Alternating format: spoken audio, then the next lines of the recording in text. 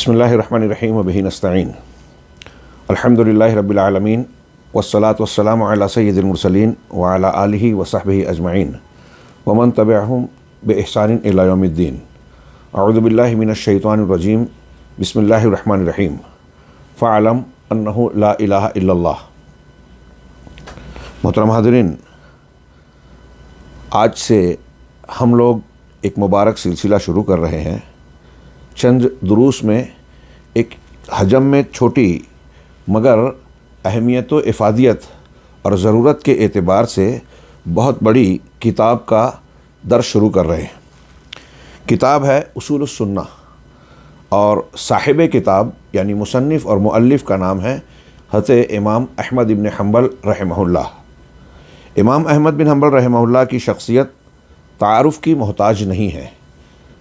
مذاہب اربع جو آج دنیا میں بڑے مشہور اور ایک بڑے طبقے میں متداول ہیں، ان میں سے ایک مذہب کے حامل حضرت امام احمد بن حنبل جو محدثین میں صف اول میں شمار ہوتے ہیں، حضرت امام شافعی رحمہ اللہ کے شاگرد، اور امام بخاری، امام مسلم، امام ابو داود جیسے اساتین علم حدیث کے استاذ، سعید ابن قطان، یحییٰ ابن مدینی اور ان جیسے بڑے محدثین کے رفیق اور ساتھی، ان کے ہم مشرب، ہم پلہ، یوں کہیے کہ ان کے ہم عصر بھی ہیں.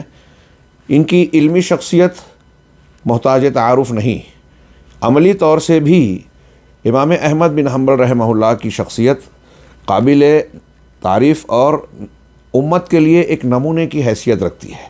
بعض علماء کا کہنا ہے کہ امتیوں میں ہم اگر کچھ شخصیات کو منتخب کریں جن کا کردار، جن کی قربانیاں اور جن کا علمی اور عملی نمونہ ایک امتیازی شان کا حامل ہے، تو اس میں حضرت امام احمد بن حنبل رحمہ اللہ کی شخصیت کو سر فہرست پیش کیا جا سکتا ہے. بعض واقعات عمومی طور سے آپ کے متعلق مشہور ہیں. اہل بدعت اور خرافات جو آپ کے زمانے میں کسی حد تک سر اٹھا چکے تھے، شیخ نے ان کا رد بھی کیا. ان کے سامنے ہر وہ معاملہ جو بدعت و ہوا پرستی کی شکل میں پیش آیا، امام احمد بن حنبل رحمہ اللہ اس کے سامنے حق کی دیوار، اور بلکہ یوں کہنا چاہیے کہ پہاڑ بن کر ڈٹ گئے اور سامنا کیا. ایک وہ دور بھی آیا جسے آپ جانتے ہیں کہ فتنہ خلق قرآن معتزلہ نے اتنا عام کر دیا تھا کہ وقت کی بادشاہت نے بھی اس کی نہ صرف اس کو قبول کیا بلکہ اس پر بالجبر اس کو منوانے کی کوشش بھی کی. ایسے میں علماء اہل سنت، محدثین اور ائمہ کرام کی ایک بڑی تعداد تھی جو اس موقف کے خلاف ضرور تھی، لیکن کھل کر اس موقف کے جو گمراہ موقف تھا، مخالفت میں جو حق کا نشان بن کر سامنے کھڑا رہا، وہ امام احمد بن حنبل رحمہ اللہ کی شخصیت تھی. ان کے ساتھ ایک شخصیت کا نام حضرت نوح بن محمد غالباً ان کا نام ہے، ان کا ذکر آتا ہے. آپ کے ساتھ ان کی بھی گرفتاری ہوئی، لیکن وہ گرفتاری کے درمیان ہی اس دنیا سے گزر گئے. امام احمد بن حنبل رحمہ اللہ کی تنہا شخصیت وہاں سامنے موجود رہی. آپ کے اس واقعے میں جو گرفتاری سے لے کر سزا اور پھر آپ کی وفات تک کا معاملہ رہا، طلباء کے لیے، علماء کے لیے، دعات کے لیے بہت بڑا نمونہ ہے، جس میں مختلف موقعوں پر اس کے بعض باتوں کو میں صرف ہلکا سا تذکرہ کروں. میں سمجھتا ہوں کہ عام طور سے سامعین کرام اور حاضرین اس واقعے کی تفصیل سے ضرور واقف ہوں گے. امام احمد بن حنبل رحمہ اللہ کو ایک مرتبہ قید و بند اور سزا کی اسی حالت میں بعض علماء وقت نے یہ کہنے اور سمجھانے کی کوشش کی کہ آپ اپنے موقف سے تنازل کیوں نہیں اختیار کر لیتے، رجوع کر لیجئے. اور پھر شریعت نے تو جو ہے جان بچانے کے لیے یہ اجازت بھی دی ہے کہ آپ کلمہ کفر زبان سے کہہ سکتے ہیں دل میں ایمان رکھتے ہوئے. حضرت امام احمد بن حنبل رحمہ اللہ کا اس آخری بات کے جواب میں یہ رد عمل تھا کہ یہ رخصت والا مذہب ہے، رخصت والا مذہب ہے جس میں جواز ہے، لیکن افضلیت والی بات استقامت اور عزیمت کے پہلو میں ہے. میں نہیں چاہتا کہ رخصت والے معاملے پر عمل کروں، اور میں یہ بھی نہیں چاہتا کہ آج عالم اسلام کے پورے معاملے میں، پورے عالم اسلام میں تاریخ کا لکھنے والا یہ لکھے کہ یہ پورا ایک زمانہ ایسا رہا کہ حق کی بات کو پیش کرنا اور حق کا مظاہرہ کرنے والا کوئی ایک آدمی بھی موجود نہیں تھا۔ لہٰذا مورخین جو اس بات کے منتظر ہیں کہ دیکھیں کہ یہاں باطل کے سامنے کوئی بندہ حق ڈٹتا ہے یا نہیں، میں نہیں چاہتا کہ وہ یہ لکھیں کہ اس معاملے میں، اس مرحلے میں حق کی گواہی دینے والا کوئی آدمی موجود نہیں تھا۔ یہ میں نے اپنے الفاظ میں واقعے کا ایک حصہ نقل کیا۔ اسی طریقے سے ان کا ایک جواب علماء اہل سنت یا اہل الحدیث، اہل الاثر اور سلفیوں کا اصول بن گیا۔ جب ان علماء نے یہ کہا کہ آپ اپنے موقف سے رجوع کر لیجئے اور مان لیجئے کہ قرآن اللہ کا، اللہ کی مخلوق ہے، تو حضرت امام احمد بن حنبل رحمہ اللہ نے جو جواب دیا، جیسا کہ میں نے کہا، یہ ایک اصول کی حیثیت رکھتا ہے، ایتونی بشیء من کتاب اللہ اور سنت نبینا حتی اقول بہ، کہ اگر تم چاہتے ہو کہ میں اس بات کو تسلیم کروں اور مانوں تو اللہ کی کتاب یا اس کے رسول، ہمارے نبی کی سنت کی کوئی دلیل لاؤ، یہاں تک کہ میں اس کا قائل ہو جاؤں۔ ہمارے لیے مجھ سے اگر منوانا ہے تو یہ دو چیزیں پیش کیجئے، میں اصرار نہیں کروں گا۔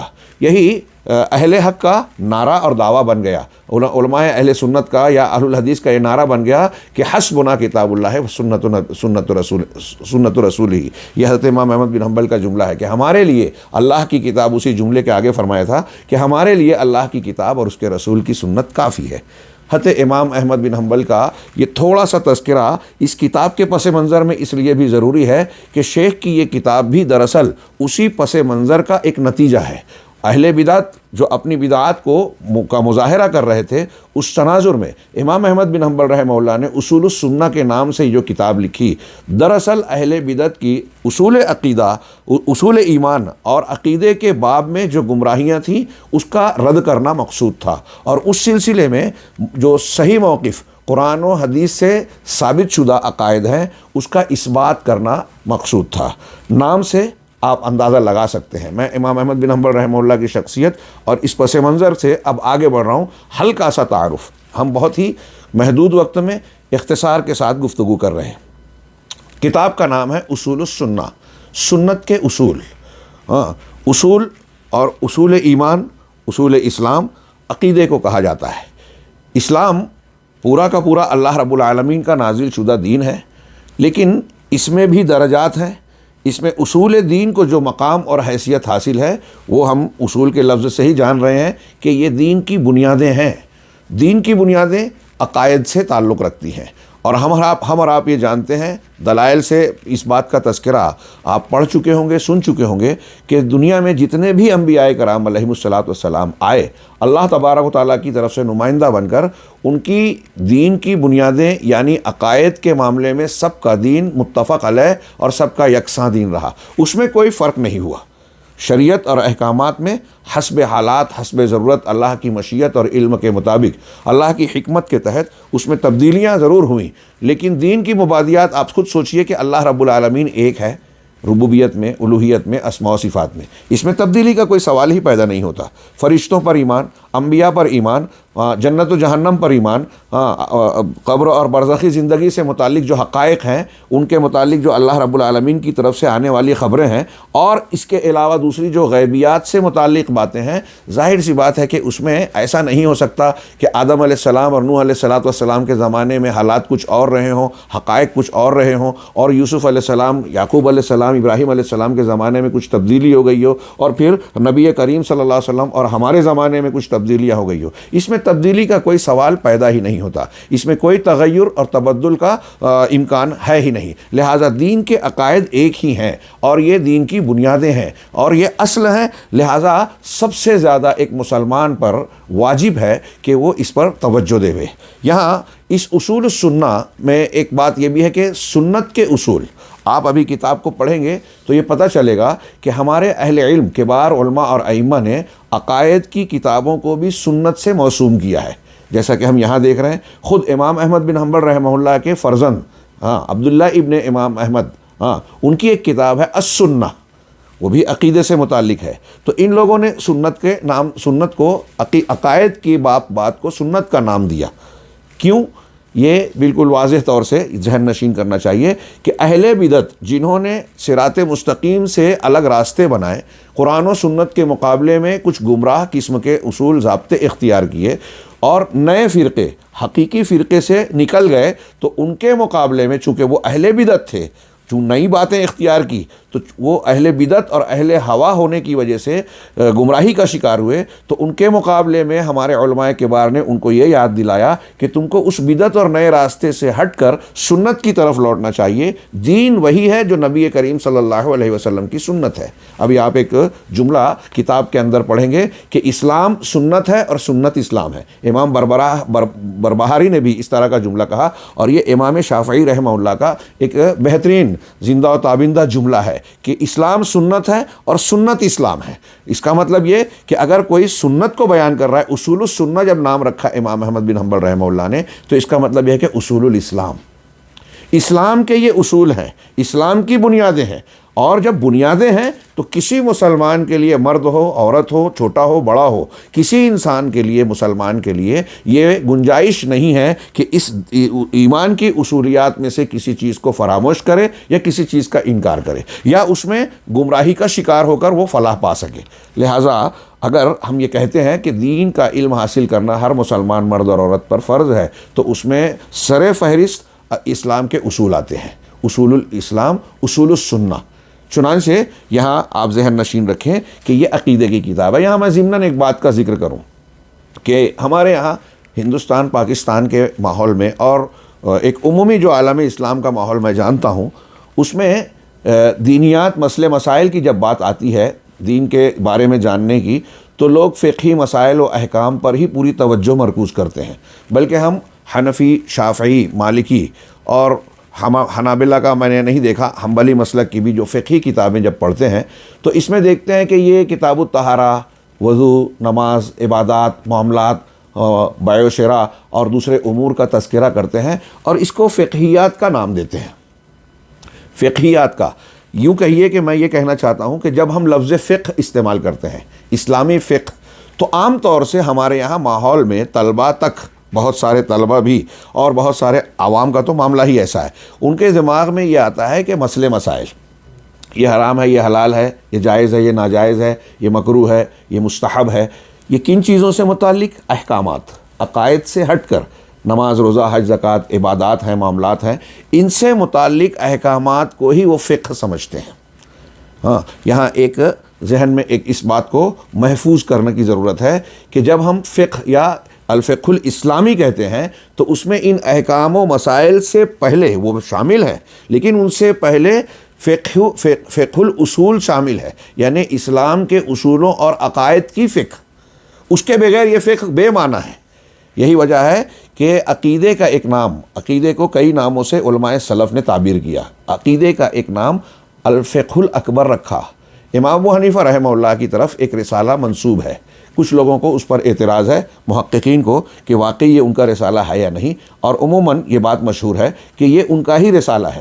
تو ان سے فقہیات عقائد کے باب میں حضرت امام ابو حنیفہ رحمہ اللہ سے جو رسالے یا باتیں منقول ہیں، اس کا نام انہوں نے رکھا الفقہ الاکبر۔ اور امام شافعی رحمہ اللہ نے بھی عقائد سے متعلق کچھ باتوں کو جمع کیا، اسے بھی انہوں نے الفقہ الاکبر سے تعبیر کیا۔ چنانچہ جیسے ہم امام احمد بن حنبل، امام ابو حنیفہ، امام شافعی کا تذکرہ کر رہے ہیں، آپ دیکھیں گے کہ ابتدائی دور میں محدثین کے اس زمانے میں، تابعین، تبع تابعین کے بعد علماء اسلام نے اس پر خصوصی توجہ دی۔ بعض نے علل انفراد صرف عقیدے کی کتاب لکھی، بعض علماء نے جب دین کے مختلف پہلوؤں پر مشتمل قرآن و سنت کے دلائل کو اکٹھا کیا اور امت کے لیے ایک مجموعہ تیار کیا کہ اس میں وہ زندگی گزارنے کے تمام اسلامی احکامات و آداب کو یکجا کر دیا جائے، تو اس میں عقیدے کو کسی نے اولیت دی، کسی نے بعد میں۔ آپ دیکھیے کہ عام طور سے محدثین نے جب حدیثیں جمع کی تو بہت سارے محدثین نے آغاز کیا کتاب التوحید، کتاب الایمان سے۔ کتاب الایمان، ایمانیات سے، ایمان یہ دین کی بنیاد اور عقائد سے متعلق ہے، غیبیات سے متعلق ہے۔ امام مسلم کی صحیح مسلم کا آغاز وہیں سے ہوتا ہے۔ امام بخاری نے کتاب الوحی سے اس کا آغاز کیا، وہاں اہل علم نے اور خود امام بخاری نے 90,000 طلبہ کو براہ راست جو ہے تعلیم دی اپنی بخاری لکھنے کے بعد. ہاں تو معلوم یہ ہوتا ہے کہ بہت ساری چیزیں خود امام بخاری نے بیان کی ہوگی. چنانچہ اس میں کئی حکمتوں میں سے ایک یہ بیان کی جاتی ہے کہ سب سے پہلے کتاب الوحی کو ذکر کرنے کا مقصود اور علت یہ ہے کہ دین جو کچھ ہمیں ملا ہے اس کا ذریعہ وحی ہے. اگر آپ وحی کو نہیں مانتے تو پورا دین غائب ہو گیا. پورا دین جو ہے اس کی بنیاد وحی الہی کو تسلیم کرنے کے. اللہ رب العالمین نے وحی کا سلسلہ جاری کیا اپنے پیغمبر کے ذریعے سے، اپنے فرشتے کے ذریعے سے پیغمبر کو، اور پیغمبر کے ذریعے سے امت اور دنیا کے لوگوں کو اپنے پیغام سے آشنا کیا، ہدایت نازل کی اور ان کو سچائی اور حق کا راستہ بتایا کہ یہ صراط مستقیم اور جنت تک پہنچانے والی راہ ہے. یہ اللہ رب العالمین نے یہ انتظام کیا. جب اس وحی کو ہم مانیں گے تو اسی کی بنیاد پر اصول ہوں، فروع ہوں، عقائد ہوں، احکام ہوں، ساری چیزیں ہمیں حاصل ہوئی. امام بخاری نے اس کی طرف توجہ دلائی اور پھر اس وحی کی بنیاد پر آنے والے تمام احکامات، کتاب الایمان، کتاب العلم، یہ ترتیب دیکھیے کہ یہاں شروعات بھی کتاب الایمان سے کی امام بخاری نے وحی کے بعد، اور پھر اس کے بعد العلم.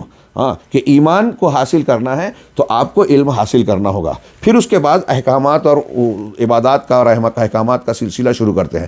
ان ساری چیزوں کو بیان کرنے کے بعد سیدنا امام بخاری رحمہ اللہ نے بالکل اخیر میں کتاب الرد علی الجہمیہ، جس کو کتاب التوحید بھی لوگ کہتے ہیں، یہ قائم کیا باب. اور اس باب میں آپ ملاحظہ کریں گے کہ ایمانیات کی چیزوں کو پیش کر کے امام بخاری رحمہ اللہ نے جہمیہ اور ان سے نکلنے والی مختلف شاخیں، یعنی معتزلہ ہوں، قدریہ ہوں، اشاعرہ ہوں، اور دوسرے جو ایسے مذاہب جنہوں نے عقل کی بنیاد پر یا کسی اور بنیاد پر بعض منحرف اصولوں کو بنایا، اختیار کیا اور قرآن و سنت سے انحراف کا شکار ہوئے، خاص طور سے عقائد کے باب میں. امام بخاری نے عام طور سے کتاب الرد علی الجہمیہ یا کتاب التوحید جس کو کہا جاتا ہے، اس میں ان تمام لوگوں کا رد کیا. یہ میں نے جو تذکرہ کیا یا کر رہا ہوں یہ بتانے کے لیے کہ ہمارے عہد اول کے علماء سلف اور علماء سلف نے عقائد کے باب میں کتنی توجہ دی. اس میں سر فہرست یہ امام احمد بن حنبل رحمہ اللہ رہے ہیں جنہوں نے یہ اصول السنہ کی شکل میں اپنی ایک کتاب لکھی. اس کے علاوہ علامہ امام خلال ابن ابی عاصم، امام خلال کی کتاب السنہ ہے، ابن ابی عاصم کی السنہ ہے، امام احمد بن حنبل کے بیٹے کی کتاب ہے. امام عثمان بن دارمی، سنن دارمی والے، ان کی کتاب عقیدے سے متعلق ہے. امام لالکائی اور ایسے الحجۃ علی المحجہ قوام السنہ امام اصبہانی کی کتاب ہے. انہوں نے مستقلاً عقیدے کی کتابیں لکھی. اور بہت سارے علماء نے، جیسا کہ میں نے محدثین کا ذکر کیا، دین کے مبادیات یا دین کے احکام مسائل بیان کیے تو اس میں ابتداءً ضرور عقیدے کا بھی ذکر کیا. کہنا مقصود یہ ہے کہ اگر ہم دین کو سمجھنا چاہتے ہیں، فقہ اسلامی پر توجہ دینا چاہتے ہیں، تو وہ فقہ جو ہے وہ کام کارآمد نہیں ہے جس میں عقائد کی فقہ شامل نہ ہو. میں اس بات کو اس لیے مرکوز کر رہا ہوں، ہندوستان پاکستان میں فقہ سمجھا جاتا ہے یہ ایسے مسائل جو بہت دور از کار ہوں، عجیب و غریب قسم کے ہوں، قرآن و حدیث میں واضح نہ ہوں، جس میں قیاس، استنباط، اجتہاد وغیرہ کی ضرورت پڑتی ہے، وہ اسے ہی صرف فقہ سمجھتے ہیں. اور اس میں جو غلطیاں ہوتی ہیں اس کو نہ ماننے والے اہل الحدیث جو رد کرتے ہیں غلط مسائل کا، اس کو کہتے ہیں کہ یہ فقہ کو نہیں مانتے. حقیقت یہ ہے کہ ایسا کہنے والے اصلاً فقہ اسلامی سے بہت دور ہیں. جی ہاں، پھر سے سنیے کہ اصلاً یہ لوگ اسلامی فقہ جو حقیقی فقہ ہے اس سے بہت دور ہیں، کیونکہ انہوں نے فقہ کو سمجھا ہی نہیں ہے. سب سے پہلی فقہ میں اولیت درجے کی فقہ عقیدے کی فقہ ہے، اور اس کے بغیر باقی اسلام اور دین کا ماننا سمجھنا کوئی معنی نہیں رکھتا. تو اس کو پہلے آپ نے سمجھا، پھر بعد کے احکامات کو. اور ان احکامات کی بنیاد کون سی ہے؟ قرآن اور سنت. ہمارے یہاں ایک یہ بھی چلن چلا، جب اہل الحدیث مقلدین اور محققین، یہ لوگ غیر مقلد کہتے ہیں، ان کا اختلاف ہوتا ہے تو ہم دیکھتے ہیں کہ عوام تو عوام، بہت سارے نام نہاد علماء، علامہ حضرات بھی اہل الحدیث کا رد کرتے ہوئے، ان کا مذاق اڑاتے ہوئے محدثین کی تخفیف کرتے ہیں اور یہ بیان کرتے ہیں کہ یہ صرف راوی ہیں، ان کو قرآن و حدیث کو انہوں نے روایت اور نقل تو کر دیا، یہ سمجھتے نہیں ہیں. ایسا ممکن ہے کہ ایک روایت کرنے والا راوی حدیث کو بیان کرنے والا محدث کم فہم ہو اور جس کو اس نے روایت بیان کیا وہ اس سے زیادہ فہم والا ہو، لیکن تمام محدثین کو یا عمومی طور سے محدثین کے بارے میں یہ کہنا کہ وہ فقہ اسلامی سے ناآشنا ہے، یہ خود ناآشنائی کی دلیل ہے، جہالت کی دلیل ہے، کیونکہ قرآن و حدیث کو جو جتنا زیادہ قرآن و حدیث کو جانے گا حقیقت میں وہ اتنا بڑا فقیہ ہوگا، اتنا بڑا فقیہ۔ آپ اس معاملے میں دیکھیں کہ جب تقلیدی جمود اور مبالغہ آرائی بڑھی تو اس فکرے نے صحابہ کرام تک کو متہم کر دیا۔ آپ دیکھتے ہیں کہ فقہ حنفی کے بعض اصولی کتابوں میں نور الانوار یا کیا کتاب ہے، نور الانوار، اس میں ایک بات یہاں تک لکھ دی گئی اور دوسری کتابوں میں کہ سیدنا ابو ہریرہ رضی اللہ تعالیٰ عنہ اور حضرت انس بن مالک رضی اللہ تعالیٰ عنہ، دو جلیل القدر صحابی، اور اس کے بعد کثیر الروایات ہے، ان کے بارے میں وہاں یہ درج ہے کہ یہ فقیہ نہیں تھے۔ انا للہ و انا الیہ راجعون۔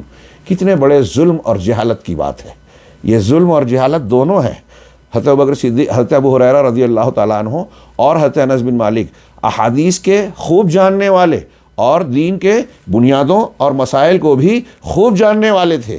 اگر ان کو یہ کہا جائے کہ یہ فقہائے امت میں سر فہرست ہیں تو کوئی مبالغہ اور غلط نہیں ہے، یہ رد عمل نہیں ہے، یہ حقیقت ہے۔ آپ ایسی مثالیں پائیں گے بعض مسائل میں، مثلا ایک عورت کے اگر شوہر بھی مر گیا اور وہ حمل سے بھی ہے تو اس کی کس عدت کا کیسے اعتبار کیا جائے گا، وضع حمل کا یا 4 مہینے کا؟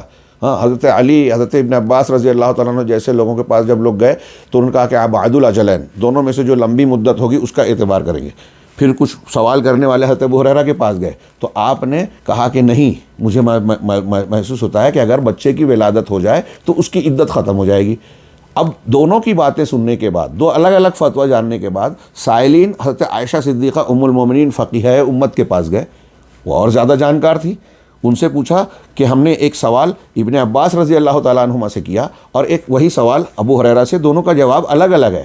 پوچھا جواب کیا تھا، دونوں کا جواب بتایا تو ام المومنین عائشہ صدیقہ رضی اللہ تعالیٰ عنہ نے کہا کہ ابو ہریرہ کا جواب صحیح ہے، اور پھر ان کے جواب کو صحیح کہنے کے بعد دلیل دی کہ سبیعہ اسلمی غالباً صحابیہ تھی، ان کا ایسا ہی معاملہ تھا، نبی کریم صلی اللہ علیہ وسلم نے ان کے حق میں وہی فیصلہ کیا جو ابو ہریرہ نے کہا۔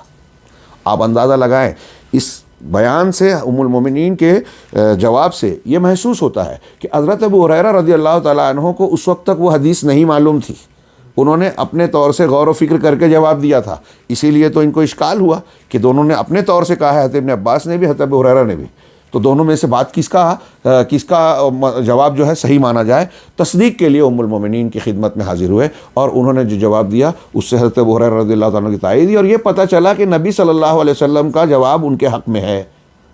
تو یہاں دیکھیے کہ ابن عباس ترجمان القرآن ہے، ہاں، اللہ کے رسول صلی اللہ علیہ وسلم نے ان کو فقہ فی الدین، اور ایسی ان کی فضیلت، قرآن کے تفسیر اور ترجمان کہلاتے ہیں۔ ان کے مقابلے میں ابو ہریرہ رضی اللہ عنہ کا جواب صحیح واقع ہوا۔ تو خیر، ایسے اور بھی واقعات پیش کیے جا سکتے ہیں، بات تھوڑی پھیل گئی، لیکن اس سلسلے میں ہم یہ کہہ سکتے ہیں کہ یہ ضرورت کی چیز ہے، عوام کو اور ہمارے لوگوں کو اس بات کو جاننا چاہیے کہ اصل میں اسلام کی فقہ کیا ہے، جس کے بارے میں اللہ کے رسول صلی اللہ علیہ وسلم کا فرمان ہے کہ من یرید اللہ بہ خیرا یفقہہ فی الدین۔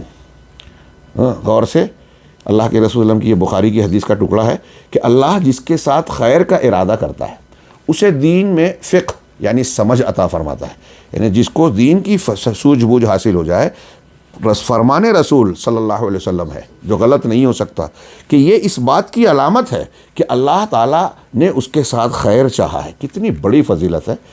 عبد الرحمن بن ناصر السعدی رحمہ اللہ وجہ فرماتے ہیں، صحیح کہتے ہیں کہ میرے علم میں، وہ کہتے ہیں کہ میں جہاں تک جانتا ہوں کہ حدیثوں میں علم اور معرفت کی اور اہل علم کی فضیلت اس سے بہتر حدیث کوئی اور نہیں بیان کرتی، سب سے بڑھ کر یہ بیان کرتی ہے کہ اللہ تعالیٰ کی خیر چاہنے کی یہ ایک علامت ہے کہ اللہ بندے کو دین کی سمجھ دے۔ اب دین کی فقہ جب ہم کہتے ہیں تو میں نے جیسا کہ یہ ابھی اتنی لمبی گفتگو کی، ہمارے یہاں یہ سمجھا جاتا ہے ہندوستان پاکستان تقلید غیر تقلید کے ماحول میں کہ اس کا مطلب یہ کہ احکامات، یہ حلال ہے، یہ حرام ہے، یا کچھ باریک قسم کے مسائل، دقیق قسم کے مسائل وہی فقہ ہے۔ جی نہیں، دین کی فقہ اللہ کے رسول صلی اللہ علیہ وسلم اور صحابہ کرام کو سب سے زیادہ تھی۔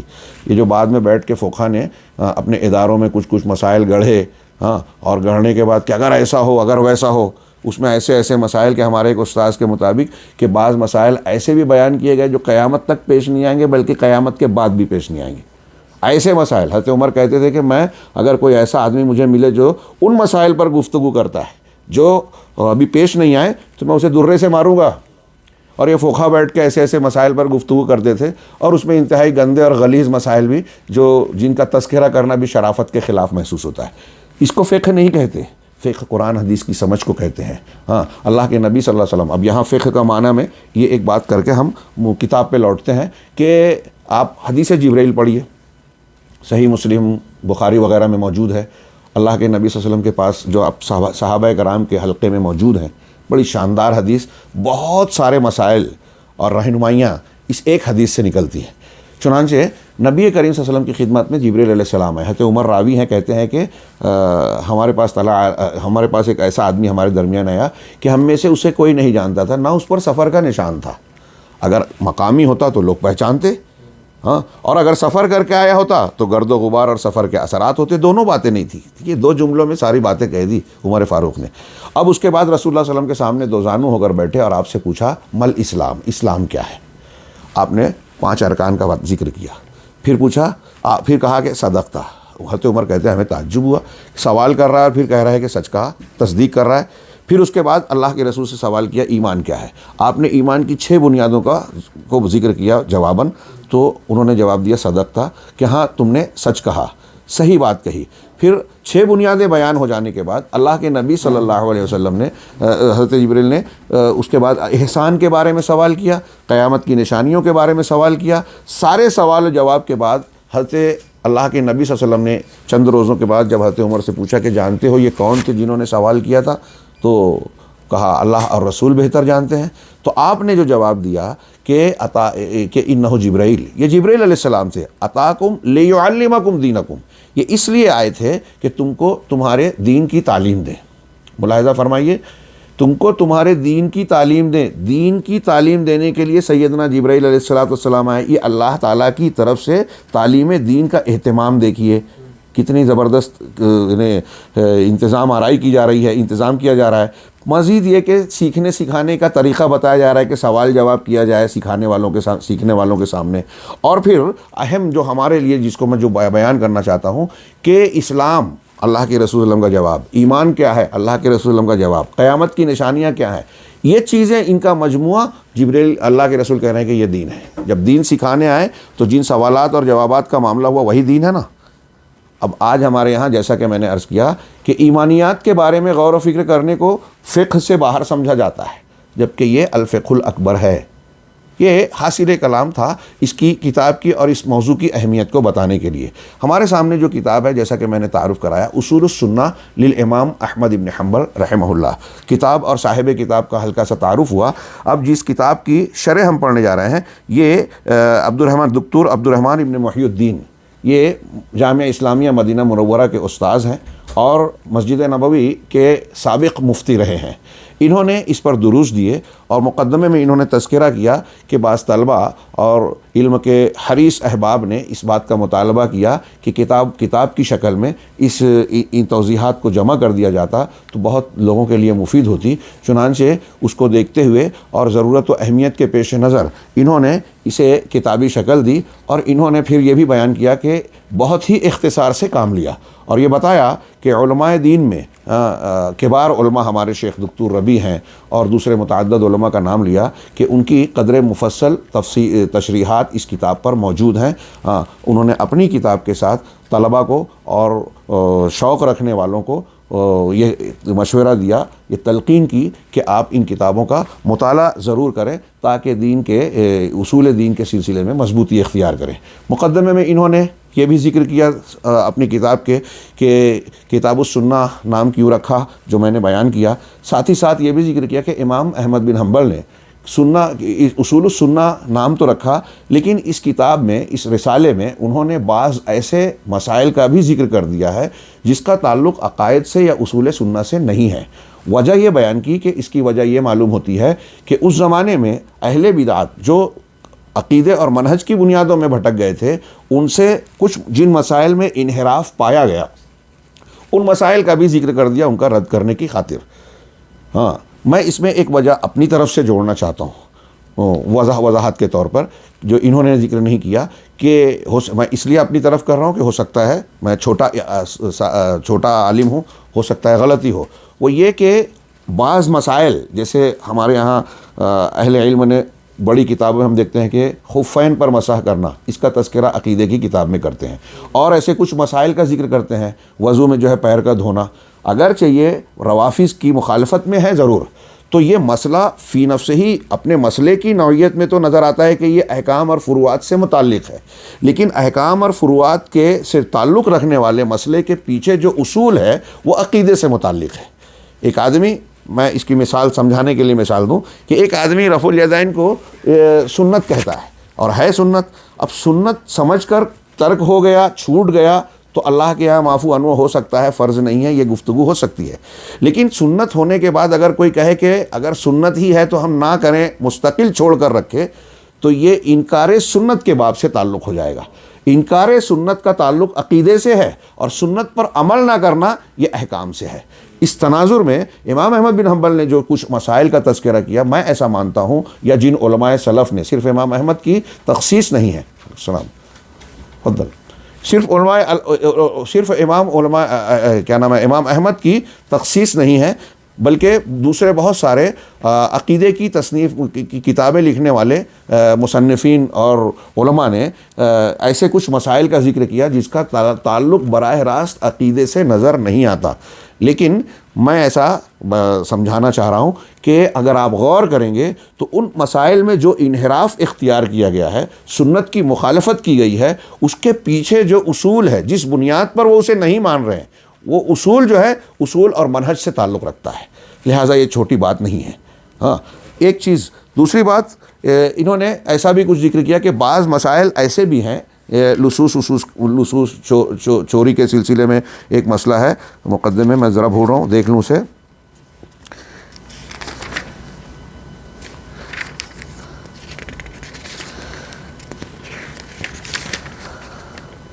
ہاں انہوں نے کہا کہ بعض ایسے مسائل کو اس میں ذکر کیا ہے جس کے بارے میں شبہ ہوتا ہے کہ یہ سنت کے اصول کے خلاف ہیں، اہل سنت جس عقیدے کو مانتے ہیں اس کے خلاف مسائل سے اس کا تعلق ہے، اس کا شبہ ہوتا ہے، چنانچہ چونکہ وہ اس کے مشابہ ہے اور اس سے کسی حد تک قربت رکھتا ہے، اس اعتبار سے چنانچہ انہوں نے لصوص اور خوارج کے سلسلے میں مسئلے کا ذکر کیا کہ اگر کسی شخص کے سامنے ایسا مسئلہ پہ جائے کہ عام مسلمان ہے لیکن اب کوئی خارجی ہے یا کوئی چور اور ڈاکو ہے جو اس پر حملہ آور ہو رہا ہے اور اس کی جان اور مال پر خطرہ منڈلا رہا ہے، اپنے مال کو بچانے کے لیے یا اپنی جان کی حفاظت کے لیے اگر وہ اس کے خلاف جوابی کارروائی اور رد عمل کے طور پر کوئی عمل کرتا ہے جس میں اس کا کام تمام ہو جا رہا ہے یا اس کا قتل ہو جا رہا ہے، تو اس سلسلے میں جیسے خوارج کا ایک مسلمان کو 3 بنیادوں پر قتل کیا جا سکتا ہے اور دوسری کئی چیزیں اصول کی بیان کر کے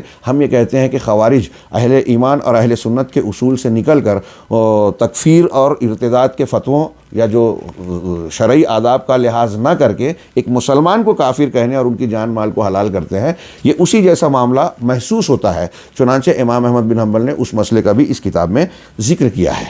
آئیے ہم اس کے بعد شیخ نے، صاحب شرح نے کافی قدر تفصیل سے اس کے نسخوں کی تحقیق کا ذکر کیا اور بتایا کہ میں نے اپنے اس نسخے کو سب سے بہتر اور صحیح کرنے کے لیے محقق نسخوں کی طرف رجوع کیا ہے۔ شیخ امام احمد بن حنبل رحمہ اللہ کی روایت کو نقل کرتے ہوئے پوری سند کا ذکر کیا، ان کے بیٹے تک، اور پھر امام احمد سے روایت کیا۔ میں ان چیزوں کو چھوڑ کر آگے بڑھ رہا ہوں اور امام احمد بن حنبل کے اس عقیدے کی کتاب کا پہلا جملہ آج انشاءاللہ اس درس میں پڑھیں گے، جو میں ایسا مانتا ہوں کہ ایک ہی جملہ ایک شاہکار ہے اور ایک جملہ سلف کے علم میں اللہ نے برکت رکھی تھی، کم الفاظ میں زیادہ معانی۔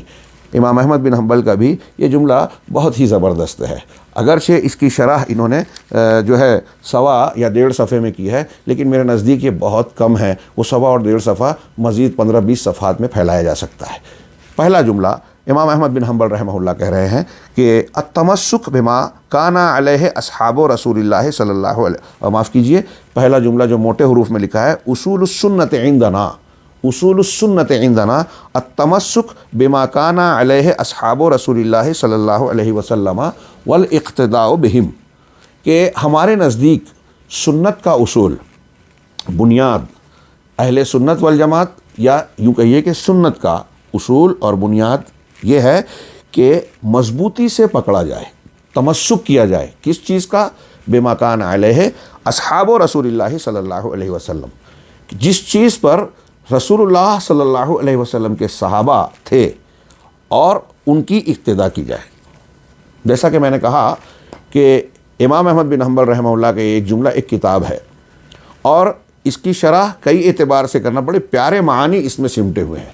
صحابہ کرام جس منہج پر، جس عقیدے پر، جس دین پر تھے، ہاں، اس کو مضبوط پکڑنا ہمارے لیے دین ہے۔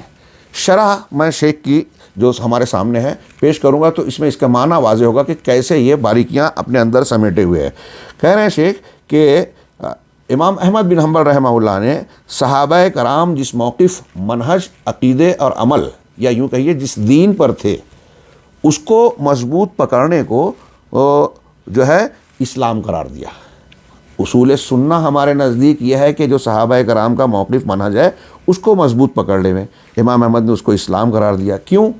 اس لیے کہ ان الصحابہ ہم افضل البشریہ بعد النبیین والمرسلین، کہ صحابہ کرام رسولوں اور نبیوں کے بعد سب سے افضل، سب سے زیادہ فضیلت والے لوگ ہیں۔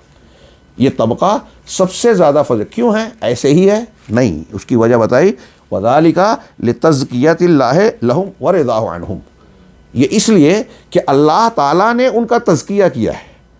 میں آپ فلاں اور فلاں کسی کے بارے میں کہتے ہیں کہ وہ بہت اچھا آدمی ہے، وہ سچا آدمی ہے، فلاں آدمی ایسا ہے، تو میں نے کہا اس لیے آپ مجھ پر اعتماد کرتے ہیں، تو میری بات کی بنیاد پر اس آدمی کو اچھا ماننے لگے کہ فلاں نے کہا ہے کہ وہ بہت اچھا آدمی ہے، یہ اس کے حق میں میرا تزکیہ ہے۔ مجھ سے غلطی ہو سکتی ہے، ہو سکتا ہے کہ میں اس کی غلطیوں سے واقف نہ ہوں، اس لیے کہہ رہا ہوں، یا اس کو سمجھ نہیں پایا ہوں اس لیے کہہ رہا ہوں، یا یہ میرا خیال ہے، میرے سامنے وہ اچھا ہے، باقی اس کی غلطیوں سے دوسرے لوگ واقف ہیں تو وہ اس کی حقیقت کو بتاتے ہیں۔ اسی لیے محدثین نے کہا الجرح مقدم علی التعدیل ان فسر، اگر تفسیر سے بیان کی جائے وجہ کے ساتھ تو جرح کو تعدیل پر تقدم حاصل ہوگا۔ تو یہ ہماری باتیں ہیں یا دنیا کے لوگوں کی باتیں ہیں تزکیے کے سلسلے میں، اور اس پر دنیا کا کاروبار، معاملات چلتے ہیں۔ ہاں، ہم کو رشتہ کرنا ہے، شادی بیاہ کرنا ہے، تو ہم قابل اعتماد لوگوں سے بچے یا بچی اور اس کے گھرانے کے بارے میں معلومات لیتے ہیں، اور ان کی دی ہوئی خبروں پر اعتماد کر کے اقدام کرتے ہیں۔ یہ گویا ان کے تزکیے کی بنیاد پر ہم نے فیصلے کیے، یہ معاملہ ہوتا ہے۔ اب یہاں صحابہ کرام کے بارے میں جو کہہ رہے ہیں کہ یہ دنیا میں انسانوں میں نبیوں کے بعد، انبیاء اور پیغمبروں کے بعد سب سے افضل ہیں، اس لیے کہ اللہ تعالیٰ نے ان کا تزکیہ کیا ہے، ہاں، اور اللہ رب العالمین نے ان کی تعریف کی ہے۔ یہیں میں ایک اور بات جوڑنا چاہتا ہوں جو بظاہر اس موضوع سے تھوڑی سی ہٹی ہوئی لیکن میں مانتا ہوں جڑی ہوئی ہے، کہ اس طریقے سے اگر آپ غور کریں تو شریعت جو بنیادی طور سے امت یا دنیا تک پہنچی ہے، اللہ تبارک و تعالیٰ نے اس کی سند ہمارے سامنے بیان کی ہے۔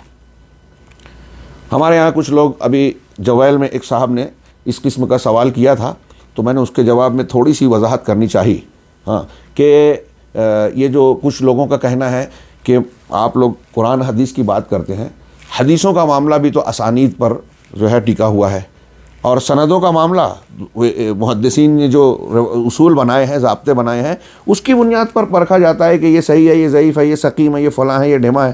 تو بتائیے کہ محدثین تو انسان ہیں نا، اور یہ ہمارے یہاں وہ کچھ سابقہ دور کے بدعتی بھی کہتے تھے، اور آپ مولانا ابو العلا مودودی صاحب یا اخوانی اور جماعت اسلامی کی فکر کے ماننے والے بہت سارے اہل قلم، اس میں علماء، غیر علماء، جو اسلامک اسکالرز، مفکرین، دانشور کہلاتے ہیں، وہ شامل ہیں۔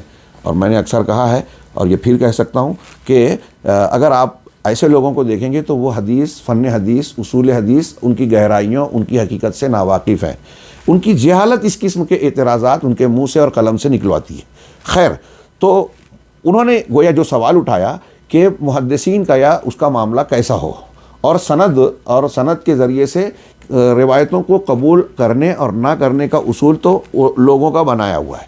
تو اس سوال یا اعتراض کے جواب کئی پہلو سے دیے جا سکتے ہیں۔ ایک بالکل واضح پہلو جو ہمارے درس سے تعلق رکھتا ہے براہ راست، وہ یہ کہ یہ اصول جو محدثین نے بنایا رد و قبول کا، لینے اور رد کرنے کا، وہ اللہ تبارک و تعالیٰ اور رسول اللہ صلی اللہ علیہ وسلم کی شریعت اور تعلیمات سے ماخوذ ہے، ان کے اپنے ذہنوں کی اپج نہیں ہے۔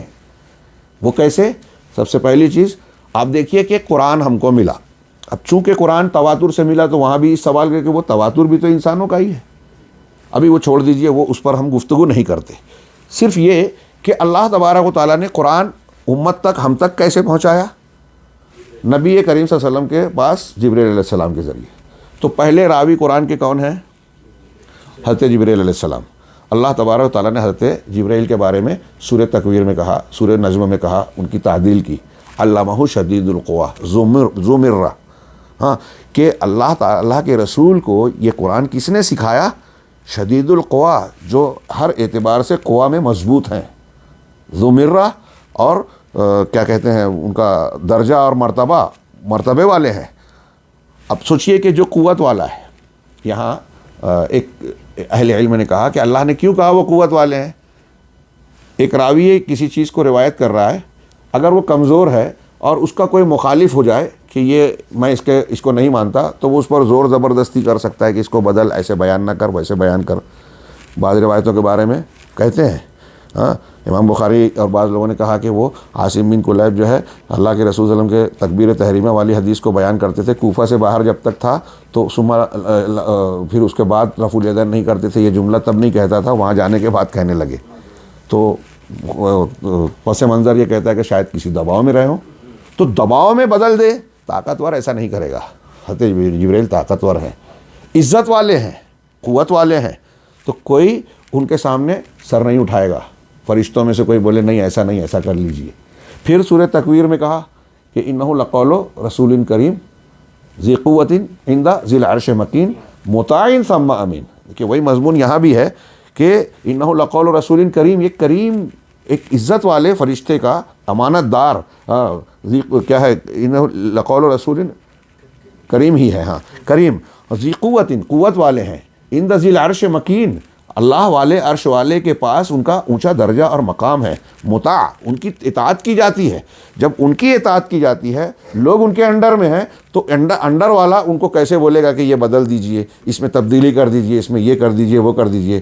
مطاع ثم امین، پھر اس کے بعد اور وہاں وہ امین ہے، امانت دار ہے۔ اللہ تعالیٰ تعدیل کر رہا ہے قرآن کے پہلے راوی کی، یہ سند بتا رہا ہے کہ جو سند ہے تمہارے پاس قرآن پہنچنے کی، اس سند کا پہلا راوی امانت دار ہے، مطاع ہے، ہاں کریم ہے، اور اللہ کا رسول ہے۔ اللہ تبارک و تعالیٰ توثیق کر رہا ہے کہ یہ میرا پیغمبر ہے، امانت دار ہے، مطلب شک و شبے کی کوئی گنجائش ہے ہی نہیں۔ دوسرے نمبر پر جبرائیل علیہ السلام دے رہے ہیں جناب محمد رسول اللہ صلی اللہ علیہ وسلم، محمد صلی اللہ علیہ وسلم کو یہ پہنچا رہے ہیں۔ نبی کریم صلی اللہ علیہ وسلم کہ وما هو بقول کاہن قلیلا ما تذکرون ولا بقول وما هو بقول شاعر قلیلا ما تذکرون ولا بقول کاہن قلیلا ما تؤمنون تنزیل من رب العالمین، رب العالمین کی طرف سے نازل شدہ ہے۔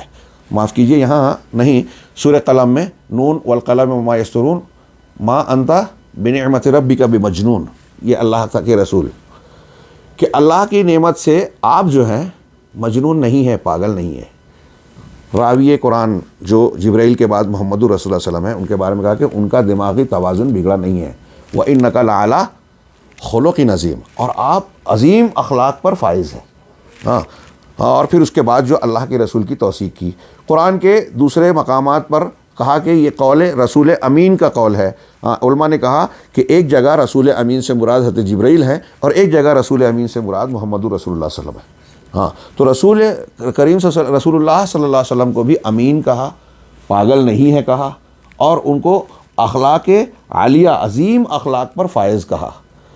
یہ اور اس طرح کی اور بھی آیتیں دوسرے مقامات کی، اگر ہم اللہ کے نبی صلی اللہ علیہ وسلم سے متعلق سورہ ضحیٰ، سورہ علم نشرح، اور پھر دوسری متعدد صورتوں کو ملاحظہ کریں، سورہ توبہ کی آخری آیتیں، تو نبی کریم صلی اللہ علیہ وسلم کی واضح طور سے تعدیل کہ تمہارے لیے اس میں بہترین نمونہ ہے ان کی شخص۔ اللہ تعالیٰ نے رسول بنایا، نمونہ بنایا، یہ اللہ تبارک و تعالیٰ نے گویا سند کے بارے میں بتایا کہ قرآن کی سند یہ ہے، اور یہ بتایا کہ قرآن کو قبول کرنے کے لیے جو شک شبے کی گنجائش ہو سکتی ہے، اس کے بعد زائل ہو جانا چاہیے کہ اللہ تعالیٰ ان کو امانت دار کہہ رہا ہے۔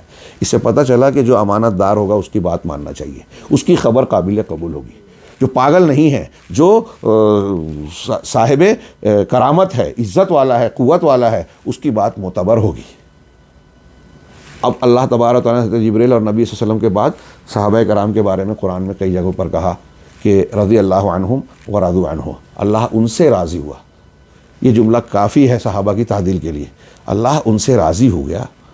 اور یہ بات بھی ذہن میں رہے کہ جس وقت کہا روافظ کے ہاں یہ عقیدہ بدع کا جو پایا جاتا ہے، جو چھپاتے ہیں کہ پہلے راضی ہوا، بعد میں جو ہے وہ صحابہ کرام کا موقف سامنے آیا تو اللہ تعالیٰ کو وہ چیز پہلے نہیں معلوم تھی جو بعد میں ہونے والی تھی، اس لیے جو ہے وہ پہلے کہہ دیا کہ راضی ہوا اور بعد میں یہ مرتد ہو گئے۔ یہ انتہائی بدعقیدگی کی بات ہے۔ اللہ رب العالمین کو جو ہے جہالت سے اور مستقبل کے علم سے محروم رہنے کی کہ عیب سے متہم کرنا ہے اس میں، جیسے یہود نے کیا، روافظ نے کیا، کہ اللہ کو بعد کی باتیں نہیں معلوم ہے۔ اسی بنیاد پہ وہ تقدیر کا انکار کرتے ہیں، کیونکہ تقدیر دراصل اللہ تبارک و تعالیٰ کے علم کامل کا مظہر ہے۔ ساری چیزیں اللہ جانتا تھا، اس لیے پہلے لکھ دیا۔ ہاں، آگے تقدیر کی بحث آ رہی ہے، ہم اس پر تھوڑی گفتگو کریں گے۔ تو اللہ تبارک و تعالیٰ نے صحابہ کرام کے بارے میں یہ جانتا تھا کہ آگے کیا ہونا ہے یا ان کی زندگی میں کیا نشب و فراز آنے والے ہیں، اس کے باوجود کہا رضی اللہ عنہ، اس کے باوجود کہا وَمَن يُشَاقِقِ الرَّسُولَ مِن بَعْدِ مَا تَبَيَّنَ لَهُ الْهُدَىٰ وَيَتَّبِعْ غَيْرَ سَبِيلِ الْمُؤْمِنِينَ نُوَلِّهِ مَا تَوَلَّىٰ وَنُصْلِهِ جَهَنَّمَ، کہ جو ہدایت کے واضح ہو جانے کے بعد رسول کی مخالفت کرے اور مومنوں کے راستے سے ہٹ کر دوسرا راستہ چلے، مومنوں کے راستے سے ہٹ کر، تمام لوگ متفق ہیں کہ جس وقت یہ آیت نازل ہوئی اس وقت مومنین کون تھے؟ صحابہ کرام۔ تو صحابہ کے طریقے سے ہٹ کر دوسرا راستہ، اسی سے امام شافعی نے کہا کہ اللہ کہہ رہا ہے کہ صحابہ کا جو طریقہ ہے اس سے ہٹنا گمراہی ہے، اس کا مطلب صحابہ کا متفق علیہ مسئلہ ہمارے لیے دلیل ہے، حجت ہے، اجماع صحابہ اس آیت سے پتہ چلا۔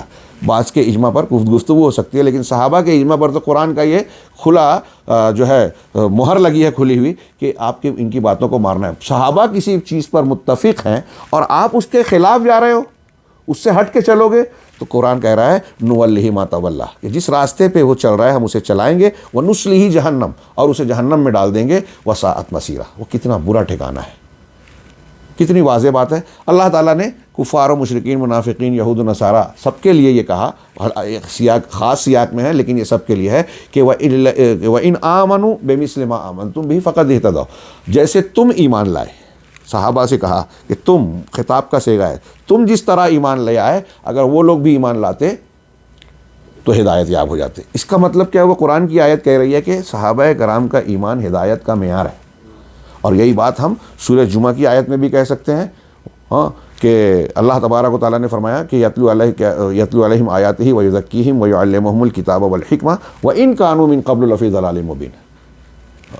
اللہ کے رسول ان پر تلاوت کر رہے ہیں، تزکیہ رسول نے تزکیہ کیا، رسول نے الکتاب اور الحکمہ کی تعلیم دی، اور اللہ اگلا جملہ کہہ رہا ہے کہ اگرچہ وہ اس سے پہلے کھلی گمراہی میں تھے، جملہ بتا رہا ہے کہ پہلے گمراہی میں تھے، یعنی اب کیا ہے؟ اب ہدایت پر ہے۔ اس سے بھی استدلال ہوتا ہے۔ یہ اور اس طرح کی اور آیتیں نبی صلی اللہ علیہ وسلم کے بہت سارے فرامین، جیسے ابھی کچھ یہاں ایک آدھ حدیث کا ذکر، اللہ اللہ فی اصحابی، ہاں، اس طرح کی روایت کا ذکر کیا، اور لا تسبوا احدا من اصحابی، میرے صحابہ میں سے کسی کو برا نہ کہو۔ پھر 73 فرقہ ہو جانے والی حدیث میں یہ بتایا کہ نجات پانے والے گروہ کا طریقہ وہ ہوگا جو میرے اور میرے صحابہ کا ہوگا، ما انا علیہ الیوم و اصحابی حدیث میں کہا۔ تو اللہ کے نبی صلی اللہ علیہ وسلم جس موقف، منہج، جس میں عقیدہ بھی ہے، احکام بھی ہے، منہج ہے، حلال و حرام اور سارے معاملات، جس طریقے پر رسول اللہ صلی اللہ علیہ وسلم ہے اور آپ کے ساتھ آپ کے صحابہ، مطلب صحابہ اسی طریقے پہ ہیں جو رسول کا ہے، تو یہ اللہ اور رسول کی طرف سے صحابہ کرام کے بارے میں تزکیہ ہوا۔ یہ قرآن اور حدیث کے راویوں کا اللہ اور رسول کی طرف سے تعدیل اور تزکیہ کرنا، اسی بنیاد پر اہل سنت کا ایک اصول بنا، الصحابۃ کلہم عدول، صحابہ سب کے سب عدول ہیں. ایک صحابی کا نام اگر کسی نے لیا کہ ایک صحابی نے روایت کے نام نہیں بھی معلوم ہے تو کوئی نقصان، کوئی فرق نہیں پڑتا، اس لیے کہ صحابہ کی بات پر ہم تحقیق نہیں کریں گے. کیوں تحقیق نہیں کریں گے؟ اللہ اور رسول نے تزکیہ کیا ہے، تعدیل کیا ہے. جس کو اللہ اور رسول نے مقبول کہا ہے، کوئی مخلوق یا کوئی بھی انسان کیسے اس کے بارے میں کوئی جرح کر سکتا ہے، سوال اٹھا سکتا ہے؟ چنانچہ وہ افضل بشر ہیں. کیوں؟ اس لیے کہ اللہ تبارک و تعالیٰ نے ان کا تزکیہ کیا اور اللہ رب العالمین ان سے راضی ہوا. ہاں، وحیث، اور اس وجہ سے، اس طرح سے کہ انہم ہم افہم الناس للاسلام. دیکھیے یہ 2-4 جملے جو ہے نا، اس کو آپ پھیلا سکتے ہیں صحابہ کرام کی فضیلت والا، کہ وہ سب سے افضل ہے. کیوں؟ پہلی بات ہم نے پڑھی. دوسری بات جو کہہ رہے ہیں کہ وہ اسلام کو سب سے زیادہ سمجھنے والے تھے. کیوں سب سے زیادہ سمجھنے والے تھے؟ کئی اعتبار سے. زبان و بیان کے اعتبار سے، اللہ کے نبی صلی اللہ علیہ وسلم کے صحبت کی بنیاد پر، اس ماحول کو جاننے کی بنیاد پر. زبان و بیان جو میں نے کہا پہلا جملہ، کہ بات کا آدمی کتنا بھی فصیح بلیغ عربی کا جاننے والا ہو. ہمارے ہاں بعض منکرین حدیث اس بات کے قائل ہیں، جیسے پاکستان میں ایک پرویز گزرا اور موجودہ دور میں جاوید غامدی ہے. ان لوگوں کا اصول یہ ہے کہ حدیثوں کی بجائے حدیثوں سے زیادہ عربی زبان اور عرب کے جو جاہلی شعراء تھے ان کے کلام کی روشنی میں قرآن کی تفسیر کی جائے. ملاحظہ فرمائیے، یعنی ان کے اعتبار سے عربی کی لغت زیادہ محفوظ ہے. عرب کے جاہلی شعراء، کافر شعراء کا کلام محفوظ ہے، نبی کا کلام محفوظ نہیں ہے. وہ معتبر ہے، یہ معتبر نہیں ہے. صرف زبان کی بنیاد پر، تشریح کرنے کے بنیاد پر یہ بات کہی جا رہی ہے. لیکن آپ دیکھیں گے کہ یہ پرویز، مسٹر پرویز صاحب، مسٹر آج کل بردر چلتا ہے، اس وقت مسٹر کہتے تھے. مسٹر پرویز اور یہ مسٹر جاوید غامدی، یہ لوگ جدید علوم کے دل دادا ہیں. میں ان کے بارے میں یہ مانتا ہوں کہ یہ مرعوب ذہن ہے. دکھاوے میں یہ اپنے آپ کے علامائیت کا مظاہرہ کرتے ہیں، لیکن یہ یورپ اور امریکہ کے فلسفوں اور چمک دمک سے مرعوب ہیں، اس سے متاثر ہیں. اور یہی وجہ ہے کہ آپ ان کی فکر میں دیکھیں گے کہ یہ قرآن و حدیث کی تشریح یا قرآن کی تفسیر جدید فلسفوں اور مغربی فکر کے تناظر میں کرنا چاہتے ہیں. جو ان کے یہاں آزادی ہے، جو ان کے یہاں آوارگی ہے، جو ان کے یہاں بہت سارے خوشنما نعرے ہیں، ان نعروں کو وہ اسلامیانے کی کوشش کرتے ہیں اور اسے کھینچ تان کر قرآن میں فٹ بٹھانے کی کوشش کرتے ہیں. اور اس راستے میں ان کے لیے آڑے آتی ہے اللہ کے رسول صلی اللہ علیہ وسلم کی احادیث، اس لیے اس کو نشانہ بناتے ہیں.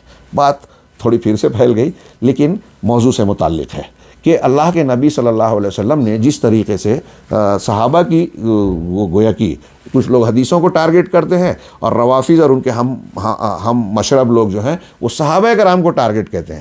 سلف کے اقوال آپ پڑھیں. مجھے ابو ذرا رازی، جن کا تذکرہ بار بار آتا ہے اور امام مسلم کے ساتھ ہی امام بخاری کے شاگرد ہیں، جبیل کے ایک بعض دروس میں ان کا کچھ تھوڑا سا تعارف ہوا. امام ابو ذرا رازی کا قول یاد آتا ہے. وہ کہتے ہیں کہ اگر کوئی شخص صحابہ کرام کو تان و تشنیع کا نشانہ بنا رہا ہے تو سمجھ جاؤ کہ وہ آدمی زندیق اور بے دین ہے، کیونکہ وہ تمہارے دین کے اولین راویوں کو متہم کر رہا ہے. صحابہ کرام ہمارے دین کے ابتدائی راوی ہیں، انہی سے قرآن بھی ہمیں ملا اور قرآن حق ہے، انہی سے اللہ کے رسول صلی اللہ علیہ وسلم کی احادیث صحیحہ بھی ہمیں ملی جو حق ہے. اب آپ صحابہ کرام کو مجروح کر دیجئے تو پورا دین کا معاملہ ہی غائب ہو جاتا ہے. کہ جب وہی قابل اعتبار نہیں رہے تو ان کا نقل کردہ قرآن، ان کے نقل کردہ احادیث اور قرآن و حدیث کی شرح یہ ہم کیسے مان سکتے ہیں؟ بہرحال یہاں انہوں نے کہا کہ صحابہ کرام دین اسلام کو سب سے زیادہ سمجھنے والے تھے.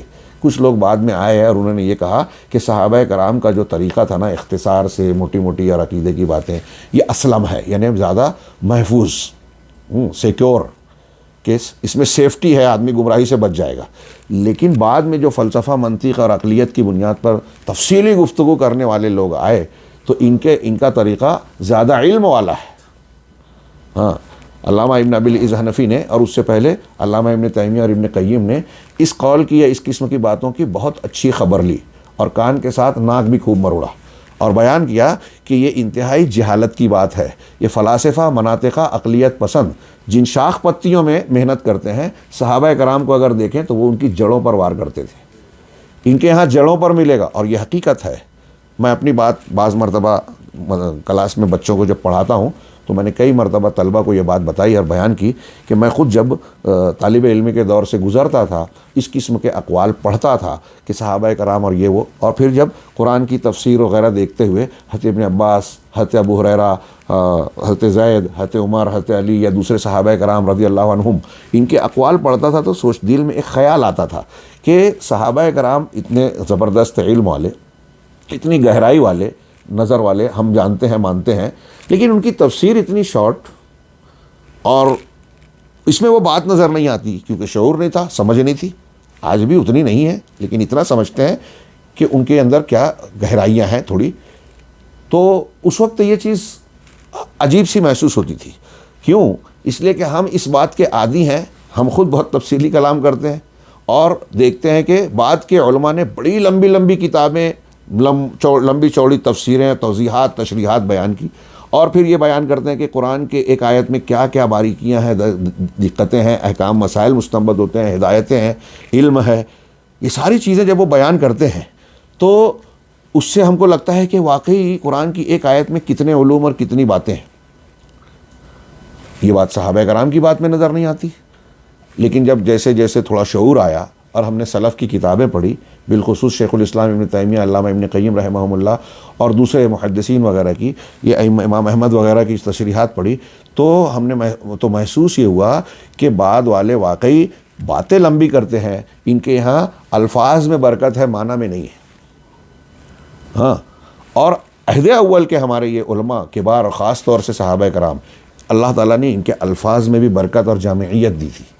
ہاں، قرآن اپنی بلاغت رکھتا ہے، نبی صلی اللہ علیہ وسلم کا کلام اپنی بلاغت رکھتا ہے، بہت اہم بات. ہاں، لیکن وہ بھی نبی کریم صلی اللہ علیہ وسلم کو بھی جوامع الکلم دیے گئے تھے، جس کی تشریح ہم کرتے ہیں کہ کم کلمات میں زیادہ معنی. ہاں، لیکن حیرت انگیز طور پہ بہت بڑی بات ہے، یہ علمی لوگ اس کو سمجھتے ہیں، اہل علم، کہ قرآن اور حدیث دونوں میں آپ اختصار پائیں گے، پھر بھی قرآن اور حدیث دونوں الگ ہو جاتے ہیں. ایک صحابہ کرام کے کلام میں بھی آپ کو اختصار نظر آئے گا، بلاغت اور گہرائی نظر آئے گی، لیکن صحابہ کا کلام بھی اللہ کے رسول صلی اللہ علیہ وسلم سے الگ ہو جاتا ہے اور بعد والوں سے زیادہ جو ہے بلیغ، گہرا اور جامع نظر آتا ہے.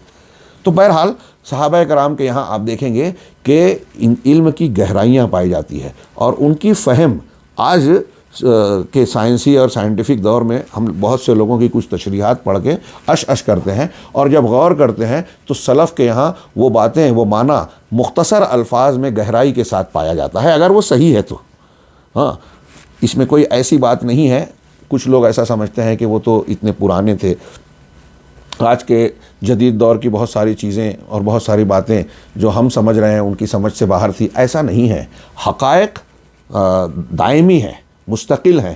کچھ تحقیقات، کچھ جدید چیزیں بات کی جو آ رہی ہیں، اس کا تعلق حقائق سے ہو بھی سکتا ہے، نہیں بھی ہو سکتا ہے. تو ان کا نہ جاننا، یہ موبائل ہے، ہاں، ہم موبائل اس زمانے میں نہیں تھا، لیکن موبائل کی جو بنیادیں تھیں، علم کی جو بنیادیں تھیں وہ موجود تھی، تو بنیادیں وہاں پائی جاتی ہے. خیر، میں آگے بڑھتا ہوں کہ صحابہ کرام دین کے سب سے زیادہ سمجھنے والے تھے. ہاں، نزل علیہم القرآن، یہ ان کی فضیلت کے جملوں کو نقل کیجئے. درس کا وقت ختم ہو رہا ہے، لیکن جیسے میں نے ان 2-3 جملوں کی تشریح کی، اسی تناظر میں اگلے جملوں کو آپ سنیے. شیخ کہتے ہیں کہ انہی کے اوپر قرآن نازل ہوا، نبی صلی اللہ علیہ وسلم کے اسی ماحول میں. ایک بات بتائیے کہ ایک آدمی بہت 400 سال بعد پیدا ہوا، ایک آدمی اس زمانے میں بود و باش پرورش پائی جس زمانے میں قرآن نازل ہو رہا ہے. ماحول کو صحیح، جو قرآن کے نزول کا ماحول تھا، اس کو صحیح طور سے کون جانے گا؟ پس منظر کو کون جانے گا؟ واقعات کو کون جانے گا؟ تو زبان بھی، جو بات کا میں کہہ رہا تھا، یہ پرویز اور غامدی والا، یہ بہت علامہ بننے کی کوشش کریں، لیکن ان کی عربی دانی انتہائی پھسپھسی ہے، بہت غلطیاں پائی. عرب کے جو موٹے اور بنیادی اصول ضابطے ہیں، آپ اس اعتبار سے بھی اگر غور کریں گے تو آپ کو نظر آئے گا کہ ان کے ہاں عظیم الشان قسم کی لغزشیں ہیں.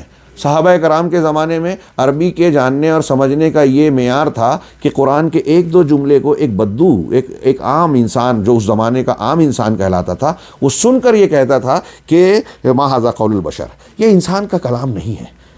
روایت نقل کی گئی ہے کہ قرآن کا ایک ٹکڑا ہے، فاصدع بما تؤمر، سورہ ہجر کی آخر آیت میں. ایک دیہاتی نے سنا اس زمانے میں، سجدے میں چلا گیا. جب سجدے سے اٹھا لوگوں نے پوچھا کہ سجدہ کیوں کیا، تو کہا سجدت لفصاحتہ، اس کلام کی فصاحت کی وجہ سے میں نے سجدہ کیا۔ ایسے بے شمار واقعات ہیں کہ قرآن کی چند آیتوں کو سن کے وہ کہتے تھے یہ اللہ کا، کوئی انسان ایسا کہہ ہی نہیں سکتا۔ آج کے بڑے بڑے علامہ دکاترہ اور فلاں ہم عربی کے جاننے والوں کو دیکھیں، کیا ان کے اندر یہ صلاحیت پائی جاتی ہے؟ تو عربی بھی وہ سب سے اچھی جانتے تھے، قرآن کے نزول کے معنی، قرآن کے نزول کا پس منظر، قرآن کے نزول کے ماحول اور اس زمانے کے محاورے، یہ ساری چیزیں بعد والوں کے مقابلے میں ظاہر سی بات ہے کہ صحابہ کرام بہتر جانیں گے۔ تو شیخ اس نے اسی لیے کہا کہ قرآن ان پر نازل ہوا، انہوں نے اس کو سمجھا، اس پر عمل کیا، قرآن پر عمل بھی کیا۔ ایک چیز کو سمجھنے کا سب سے بہترین ذریعہ یہ ہے کہ اس پر عمل کیا جائے۔ صحابہ کرام قرآن پر عمل کر کے جو ہے اس کو یاد کیا کرتے تھے، سمجھا کرتے تھے۔ والاسلام، آگے کا جملہ جو ہم پہلے پڑھ چکے ہیں، والاسلام هو السنہ والسنۃ هی الاسلام، کہ اسلام وہی سنت ہے اور سنت ہی اسلام ہے۔ کما روی ذالک عن الامام الشافعی رحمہ اللہ، جیسا کہ امام شافعی رحمہ اللہ سے مروی ہے، اور ایسا ہی کلام امام بربہاری سے بھی مروی ہے۔ سنت اسلام ہے اور اسلام سنت ہے۔ کیا جامع بات ہے۔ اب یہ کیوں کہہ رہے ہیں شیخ؟ آگے والا جملہ کہ اسلام سنت ہے، نبی صلی اللہ علیہ وسلم کا جو طریقہ ہے، اقوال افعال، اور آگے آئے گی وضاحت، تقریرات، یہی اسلام ہے۔ اب جب ہم کہہ رہے ہیں تو شیخ نے کہا کہ امام احمد بن حنبل نے اپنی اس کتاب کا نام کیا رکھا؟ اصول السنہ، سنت کے اصول۔ اور ہم نے پڑھا کہ اسلام سنت ہے، تو مطلب معنی کیا ہوا کہ سنت کے اصول مطلب اصول اسلام کے اصول۔ امام احمد نے نام رکھا اصول السنہ، اور سنت کیا ہے؟ اسلام ہے، تو مطلب کیا ہوا؟ اصول السنہ بمعنی اصول الاسلام، یہ اسلام کے اصول ہیں۔ اور کہہ رہے ہیں، آگے کہا کہ امام احمد نے کہ یہ کیا ہے اسلام؟ ہی التمسک بما کان علیہ الصحابۃ رضوان اللہ علیہم اجمعین، یہ سنت کے اصول یعنی اسلام کے اصول یہ ہیں کہ صحابہ کرام رضوان اللہ علیہم اجمعین جس عقیدے، منہج، عبادات اور دین پر تھے اس کو مضبوطی سے پکڑ لینا۔ ہاں، اور اس اعتبار سے انہوں نے کہا کہ ذالک لانہ المدخل الاول، یہ اس لیے کہ اسلام میں داخل ہونے کا یہ پہلا راستہ ہے، مدخل ہے، یہ پہلا داخلہ ہے۔ کیوں؟ اسلام کے سمجھنے کے لیے اس کے باب کا سمجھنا ضروری ہے۔ یہ اسلام کو سمجھنے کے لیے امام احمد بن حنبل کا پہلا جملہ میں نے کہا تھا کہ شاہکار ہے اس کتاب کا، اس تناظر میں غور کیجئے، یہ جو تشریح ہو رہی ہے ہمارے سامنے، کہ اسلام کو سمجھنے کا پہلا باب صحابہ کرام ہے، اور اسلام میں داخل ہونے کے لیے دروازے سے داخل ہونا ضروری ہے۔ صحابہ کرام نے جن چیزوں کو پکڑا وہ سنت ہے، اور سنت اسلام ہے، اور اسلام ہی ہمارا قضیہ ہے۔ چنانچہ کسی انسان کے لیے ممکن نہیں ہے کہ وہ کسی گھر میں داخل ہو دروازے کے بغیر۔ چنانچہ صحابہ کرام یہ اسلام کا پہلا قافلہ ہیں، چنانچہ ان کا اسلام کو سمجھنا، ان کی فہمائش یا فہم، اور ان کا اسلام کی جو فہم تھی وہ صحیح فہم تھی، ان کا عمل صحیح عمل تھا، جس کی تصدیق قرآن و حدیث کے نصوص سے ہوتی ہے۔ اسی لیے امام احمد بن حنبل رحمہ اللہ نے فرمایا کہ ہمارے نزدیک سنت کا اصول، اسلام کا اصول یہ ہے کہ صحابہ جس چیز پر تھے اس کو مضبوطی سے پکڑ لینا، اور اگلا جملہ ہے والاقتداء بہم، اور ان کی اقتداء کرنا، یعنی یہ کہ بندہ ان کو اپنا قدوہ اور نمونہ بنائے زندگی اور عمل کے ہر معاملے میں، عمل اور زندگی کے ہر معاملے میں صحابہ کرام کی روش اور ان کے موقف و منہج کو اختیار کرے۔ کیوں؟ پھر سے انہوں نے کچھ دہرایا کچھ باتوں کو جس میں ایک آدھ بات نہیں ہے۔ لأنہم شاہدوا الوحی والتنزیل، اس لیے کہ انہوں نے وحی اور اللہ کے کلام کے نزول کا بچشم خود سامنے روبرو مشاہدہ کیا۔ وشاہد الرسول صلی اللہ علیہ وسلم صاحبہ، رسول اللہ صلی اللہ علیہ وسلم کا بذات خود مشاہدہ کیا اور آپ کی صحبت اختیار کی، سنگت اختیار کی۔ ورأوا عملہ فعملوا کما عمل، اور انہوں نے صحابہ نے نبی صلی اللہ علیہ وسلم کے عمل کو اپنی آنکھوں سے دیکھا اور پھر ویسے ہی عمل کیا جیسے آپ کو دیکھا۔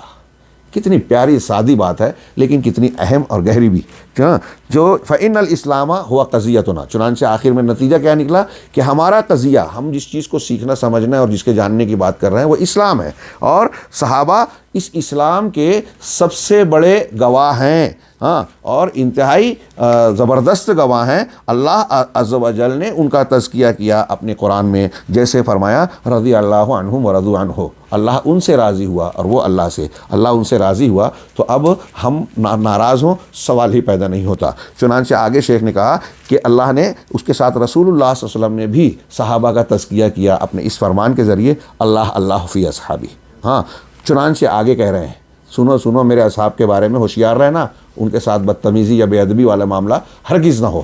چنانچہ کہہ رہے ہیں، آخری جملہ نتیجہ نکال رہے ہیں کہ جس شخص نے صحابہ کرام کو طعن و تشنیع کا نشانہ بنایا، اس نے اسلام پر طعن و تشنیع کی۔ غور کیجئے، امام احمد بن حنبل کے جملے سے یہ نکل رہا ہے کہ اگر ہم اصول سنت پڑھ رہے ہیں اور سنت کا اصول صحابہ کے طریقے کا تمسک ہے، اس کا مطلب صحابہ کا طریقہ اسلام ہے۔ اب صحابہ کو اگر کوئی نشانہ بناتا ہے تو وہ اسلام کو نشانہ بناتا ہے، اور جو ان کو گالی دیتا ہے تو وہ اسلام کو گالی دیتا ہے، برا بھلا کہتا ہے، اور جو اسلام کو برا بھلا کہتا ہے، اس کے اندر طعن و تشنیع کرتا ہے، وہ کافر و زندیق ہے۔ لہٰذا ہمارے نزدیک دین کی بنیاد یہ ہے کہ صحابہ کرام کے عقیدے کو، موقف کو، ان کے دین کو مضبوطی سے پکڑ لے۔ یہ پہلے جملے کی تھوڑی سی تشریح ہوئی۔ آج کا درس ہم یہیں اختتام پذیر کرتے ہیں۔ اللہ رب العالمین سے دعا ہے، جو مجھے پہلے کہنا چاہیے تھا، کہ ان دروس کو سیکھنے سکھانے کے سلسلے میں رب العالمین ہمیں اخلاص عطا فرمائے، للہیت عطا فرمائے، اور اس کو سیکھ کر اس کے تقاضوں کو عملی زندگی میں نافذ کرنے کی توفیق دے، جو ہمارے لیے دنیا اور آخرت میں نجات کا ذریعہ بنے۔ وآخر دعوانا ان الحمد للہ رب العالمین، وصلی اللہ علیہ نبینا محمد۔